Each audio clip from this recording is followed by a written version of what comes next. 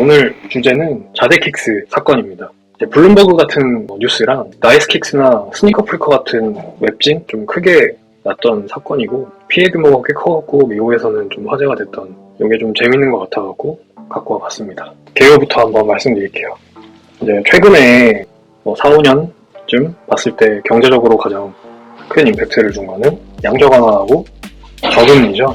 이것 때문에 돈이 많이 풀려갖고 경제가 완전히 바뀌게 됐어요. 그리고 코로나가 찾아오면서 처음에는 소비가 위축되는 듯 했는데 오히려 미국을 중심으로 해갖고 돈을 더 많이 풀고 또 금리는 더 내리고 그러면서 생겼던 문제가 자산 가치가 급등했다는 건데 차트에 S&P 500하고 에어조던 4, 에어맥스 1 가격 그래프예요. 지금 2020년 이후로 계속 꾸준하게 올라가는 걸 볼 수 있는데 주식보다 더 많이 올랐죠.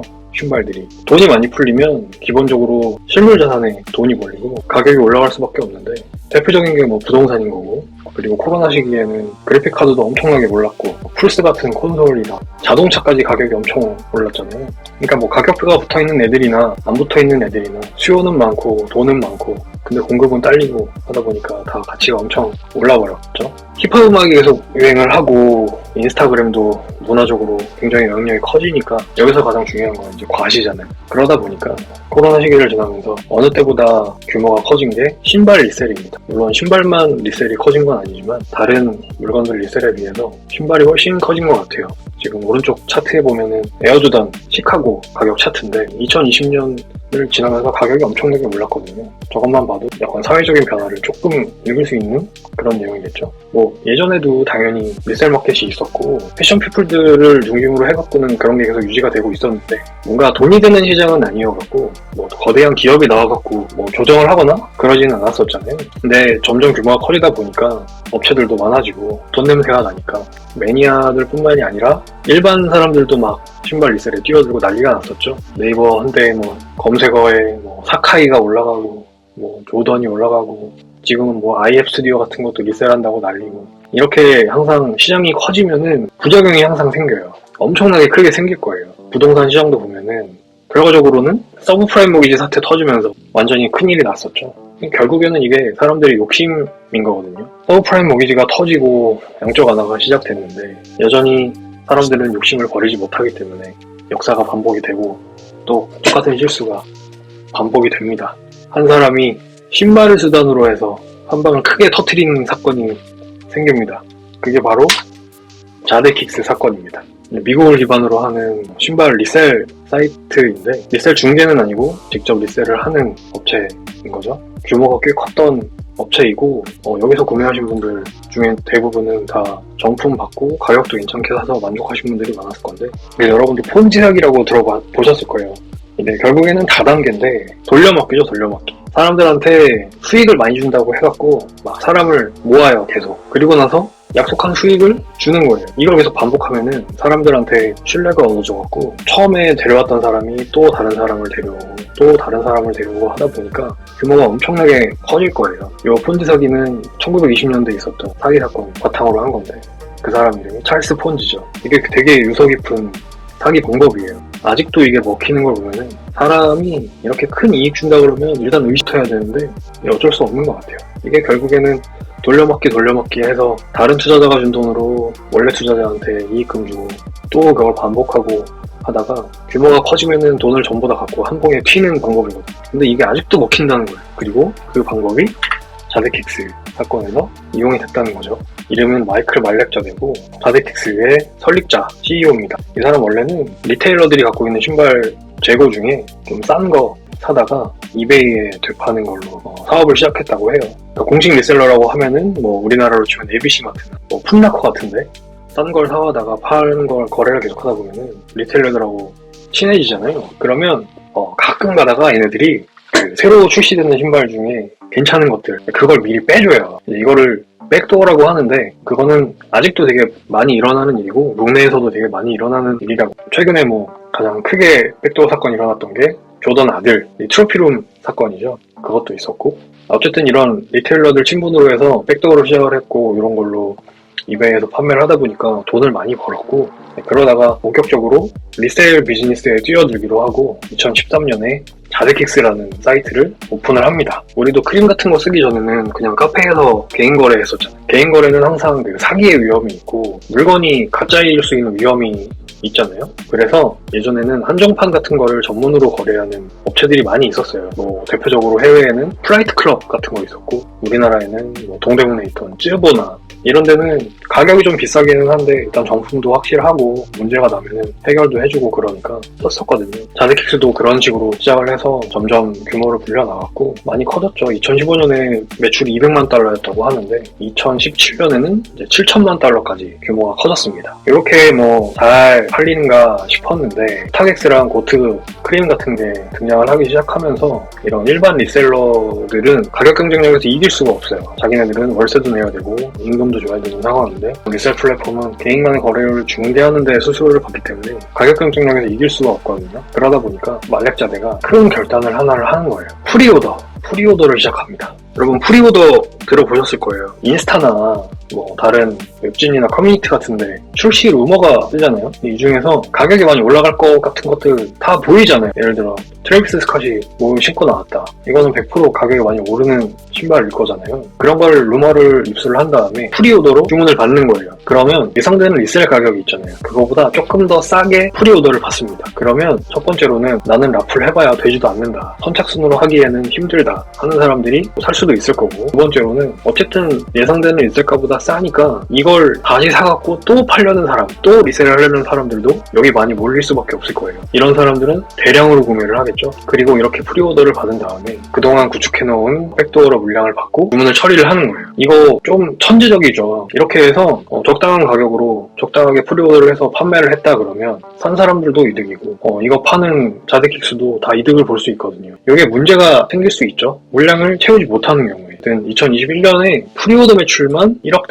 달러를 찍었다고 해요. 1000억이죠, 1000억. 우리나라 돈으로 1300억이네요. 이 사업이 엄청나게 잘 굴러갑니다. 늦게 오기는 해도 정품이 다 왔고, 그리고 산 사람들도 다 만족을 했고, 이러다 보니까 신뢰가 점점 쌓이고 매출도 점점 커지고 하니까 얘가 돈을 엄청 많이 벌었어요. 인스타를 통해서 맨날 이런 거 자랑하고, 람보르기니에 호화로운 집에 이 엄청난 시계들 이런 거 자랑을 하다 보니까 이제 사람들이 더 의심을 안 하는 거예요. 얘는 진짜구나. 이러다 보니까 얘는 결국에 스니커 씬에서 되게 유명한 셀럽 같은 존재가 되는 거죠. 그리고 유명인들도 많이 만나고 사진도 많이 올리고 하다 보니까 고객들이 더 얘를 믿게 되잖아요. 그러다 보니까 장사가 더 잘 돼. 이게 계속 반복되는 거예요. 근데 이게 잘 생각해보면은 우리나라에도 비슷한 건이 있었어요. 옛날에 이희진 사기 사건, 그거랑 비슷한 거죠. 속은 다 비어있는데 겉보기에만 멀쩡했던 그런 것들. 그런데 이게 잘 굴러가는 것 같았는데 프리오더가 너무 많이 늘어나니까 문제가 생기는 거예요. 물건이 점점 늦게 와. 그리고 결국에는 얘가 물건을 못 구하니까 취소를 하는 것도 되게 많이 늘어났거든요. 그래도 신발을 받는 고객들은 계속해서 정품이 오고, 어쨌든 가격은 싸게 샀고 오기는 오니까 신뢰가 깨질 정도는 아니었다는 거죠. 그런데 문제가 있는 거는 얘가 취소를 하면은 환불을 막 2달, 3달 있다가 해주는 거예요. 사실상 이거 그냥 무이자 대출이죠. 왜 중고나라론 뭐 이런 얘기 많이 했잖아요. 환불을 해주니까 고객들 입장에서는 얘에 대한 신뢰가 아주 깨지진 않는 상황이 되는 거고, 취소가 많이 되고 배송이 늦는다는 거는 얘가 실제로 구할 수 있는 물량보다 더 많은 주문을 계속 접수하고 있었다는 건데, 이게 계속 누적이 되다 보니까 결국에는 고객 불만이 하나하나 이렇게 증가하게 됩니다. 근데 이 사람이 안 좋은 쪽으로 천재인 게 기프트 카드라는 시스템으로 불만을 잠재워요. 얘네가 사용하는 솔루션이 샤피파이인데 여기에 기프트 카드라는 시스템이 있어요. 이거를 결제 자체는 현금이나 카드로 받고 환불을 기프트 카드로 해주는 거예요. 취소했을 때 이 사이트에서 현금처럼 사용을 할 수 있으니까, 요거는 어쨌든 현금으로 되돌려받을 수는 없는 거기 때문에 원래 결제 금액보다 조금 더 큰 금액으로 환불을 해줘요. 10%, 20% 정도 더 큰 금액으로. 이 사이트에 대한 신뢰가 있는 사람들은 요게 더 선호가 되겠죠. 자기가 200달러짜리를 샀는데 환불을 260달러를 받았다. 그러면 그걸로 다른 신발 사면 되니까 결국에는 이게 결제받은 현금이랑 고객이랑 전부 다 묶어놓는, 요게 반복되는 거죠. 해외 같은 경우에는 기본적으로 뭐 환불 오래 걸리잖아요. 의심을 하는 게 점점 어려워지게 되는 거죠. 이런 식으로 규모가 점점 더 커지게 되고 어느 날 갑자기 사이트가 없어졌어요. 기점이 됐던 신발은 여러분들도 기억하실 조던 11 쿨그레이. 이게 우리나라에서는 그렇게 인기가 많지는 않았는데 미국에서는 되게 상징적인 의미가 있는 신발 중에 하나고 인기가 되게 많이 있는 신발이거든요. 프리오더를 $115에 했어요. 정가가 $225인데 그러면 사람들이 미친듯이 사겠죠. 이거를 자드킥스에서만 60만 족을 팔았다고 해요. 60만 족이면 1000억이거든요. 우리나라 돈으로. 근데 나이키가 이 신발을 생산을 10만 족이나 했으려나? 그냥 무조건 주문부터 받고 본 거예요. 돈을 다 땡긴 거죠, 그냥. 그리고 이 돈을 가지고 잠적을 합니다. 어떻게 보면 천재죠. 이제는 FBI에서 조사도 시작을 합니다. 이게 어떤 게 문제였냐면 이 사진들 보신 분들 많을 거예요. 벤자민 킥스랑 웨스트 코스트 스트레어라는 리스너들인데 이 사람들은 실제로 자기가 갖고 있는 물량을 공개를 하고 판매를 하는 경우가 많아요. 이렇게 자랑하듯이 어쨌든 이런 사람들은 실물량을 갖고 있다는 걸 증명을 하니까 어떻게 보면 뭐 안전하다고 해야 되나? 그런데 자드킥스는 이 사람들이랑은 다르게 실제 물량을 공개를 잘 안 해요. 배송도 계속 오래 걸리고. 그러니까 결국에는 백도어로 받은 물량이 얼마 안 됐다는 거죠. 그러니까 이 사람들처럼 대단한 레벨도 아니었고 리테일러들이랑 관계도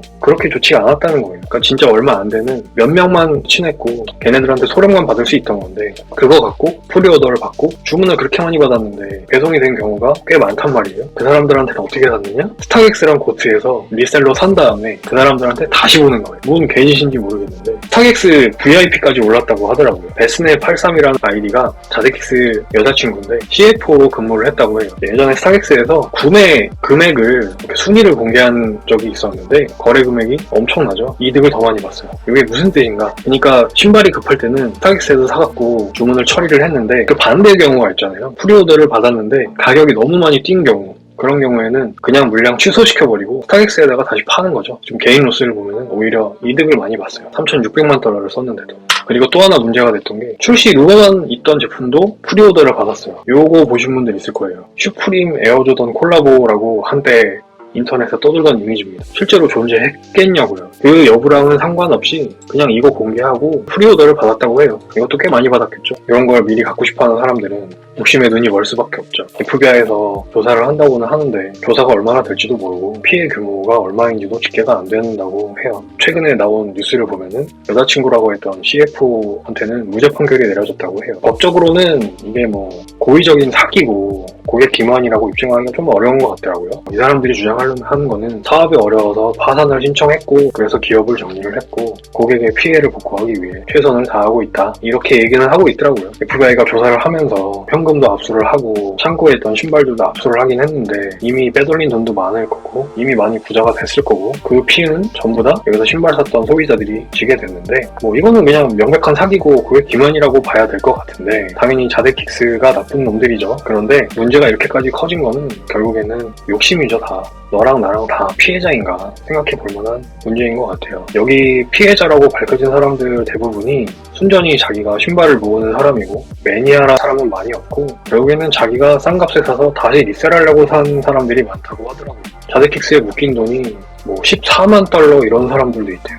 안 그래도 요새 리셀 때문에 사람들이 다 피로도가 많이 올라가고 있는데 이런 사람들도 정말 피해자라고 볼 수 있는가? 뭐 누가 피해자고 누가 가해자인가?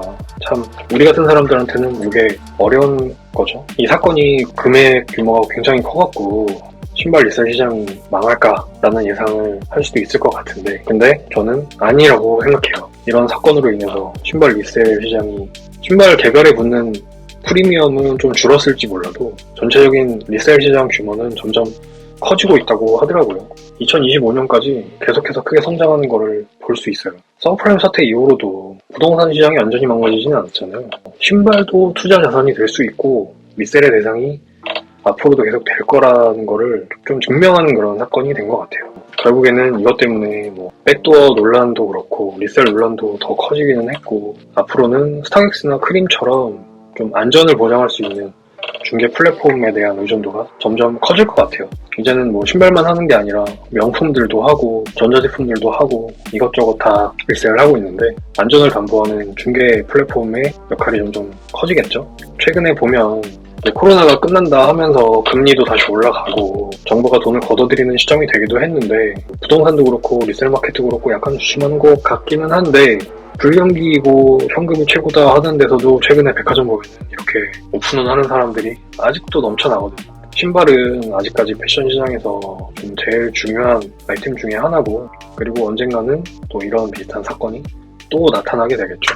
폰지 사기가 계속해서 반복해서 나타나는 것처럼 어떻게 보면 씁쓸한 그런 결말인 것 같아요.